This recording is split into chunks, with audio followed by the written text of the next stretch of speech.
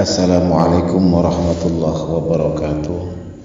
Sahabat-sahabatku yang dimuliakan oleh Allah Subhanahu wa taala. Innallaha wa malaikatahu yusholluna 'alan nabi ya ayyuhalladzina amanu shallu 'alaihi wa sallimu taslima. Sahabat-sahabatku yang dimuliakan oleh Allah Subhanahu wa taala, untuk memagari tubuh kita agar terhindar dari berbagai macam bencana dan bala yang akan menimpa kita, sudah selayaknya kita berusaha dan bermunajat demi keselamatan dan kesentosaan diri kita pribadi khususnya dan bagi keluarga lingkungan umumnya. Untuk membuat pagar tubuh, rumah, perkarangan, sawah, ladang, lingkungan, kita dapat menggunakan amalan sholawat Nabi. Sholawat ini dikenal dengan sebutan sholawat Nur Zati.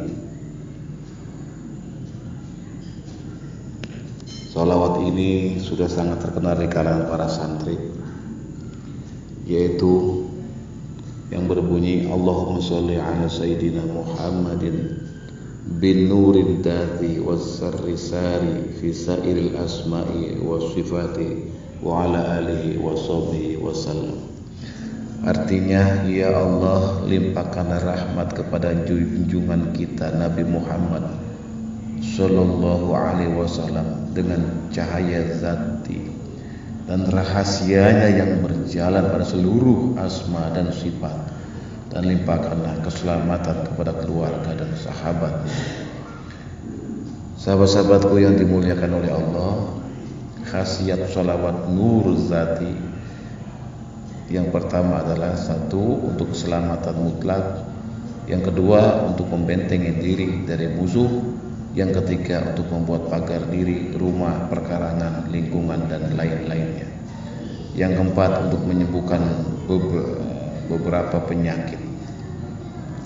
Adapun kaifiyah atau cara mengamalkan sholawat Nur Zati ini adalah, yang pertama, satu, puasa 3 hari dimulai hari Selasa sampai hari Kamis. Yang kedua, selama berpuasa perbanyak membaca sholawat Nur Zati ini tanpa hitungan. Yang ketiga, setelah berpuasa sholawat Nur Zati ini dibaca setiap sholat, ya, setelah selesai sholat fardu sebagai wiridan sebanyak 14 kali. Adapun amalan untuk mengobati orang yang terkena sihir, pelet, guna-guna dan sejenisnya, di zaman yang sudah modern ini masih banyak berlaku di negeri Indonesia ini, khususnya yang menggunakan cara-cara sesat demi mencapai cita-cita atau sekedar melampiaskan dendam sesaat. Contoh kecil, ada seorang pemuda yang sedang jatuh cinta, namun si ceweknya menolak, mungkin karena orang tuanya atau latar belakangnya atau hartanya atau pangkatnya, kedudukan, atau mungkin cewek memang sudah punya calon pendamping. Nah, karena merasa cintanya ditolak, si cowok kemudian menggunakan cara singkat untuk menggairnya atau bahkan untuk menyakitinya. Nah, cara-cara semacam inilah yang masih berlaku dan berjalan di negeri ini, dan tentunya masih banyak cara-cara lain yang berkaitan dengan magis. Dan yang paling parahnya, jika sudah nyinggung masalah santet, teluh dan sejenisnya, alamat sasaran akan mengalami kesakitan yang amat luar biasa dan di luar nalar akal manusia. Jangankan Pak Mantri suntik atau dokter Ndeso, Pak dokter spesialis pun kewalahan untuk mengatasinya. Jangankan mengobatinya, mencari penyakitnya saja kesusahan. Ini namanya fitnahnya hidup, namanya juga dunia. Semua bisa terjadi, sebab manusia itu makhluk astral yang di dalam tubuhnya merupakan campuran dari berbagai macam zat. Di sini nih perlunya mendekatkan diri pada Allah, Tuhan yang Maha menciptakan segala sesuatu dan yang menyembuhkan segala penyakit. Nah, untuk mengobati orang yang terkena penyakit aneh seperti ini, seperti contoh di atas, pada tahap pertama Kita bisa menyediakan air putih sebanyak 3 gayung yang sudah dicampur dengan garam 3 genggam. Kemudian air tersebut dibacakan asma berikut. Ya, asma Majajalin, ya, Majajalin. Asma tersebut dibaca sebanyak 66 kali. Kemudian air tersebut dibuat mandi bagi orang yang terkena sihir, santet, guna-guna, teluh, leyak, dan lain sebagainya. Selain asma di atas, tentunya masih banyak lagi metodologi atau tata cara menyembuhkan penyakit astral dengan menggunakan ayat-ayat Al-Quran dan doa-doa. Jika doa di atas rasa belum cukup, Anda bisa menggunakan amalan para wali, para aulia seperti hizib, asma, qasidah burda, manakib, dan masih banyak lagi yang lainnya. Tahap kedua, menggunakan hizbul bahari. Sediakan segelas air putih dicampur dengan garam sedikit saja, kemudian bacakan hizbul bahari 1 kali, 3 kali, 7 kali, 11 kali. Kemudian airnya dibuat minum bagi si penderita. Menggunakan amalan hizib, hasilnya akan halus dan hatinya akan tenang, karena memang sudah sifatnya hizib itu selalu dekat dengan Allah. Tahap ketiga, menggunakan asma. Anda bisa juga menggunakan bantuan khodam asma Allah, karena amalan jenis asma ini agak keras, karena di dalamnya kebanyakan menggunakan bahasa Ibrani yang memang berwatak keras dan tegas. Tahap keempat, dibacakan manakib atau Syekh Abdul Qadir Al-Jailani radhiyallahu anhu. Kitab manakib atau sejarah Syekh Abdul Qadir Al-Jailani dibaca oleh satu orang, yang lainnya cukup mendengarkan saja atau membaca salawat Nabi sebisanya. Syarat atau media yang digunakan: 1,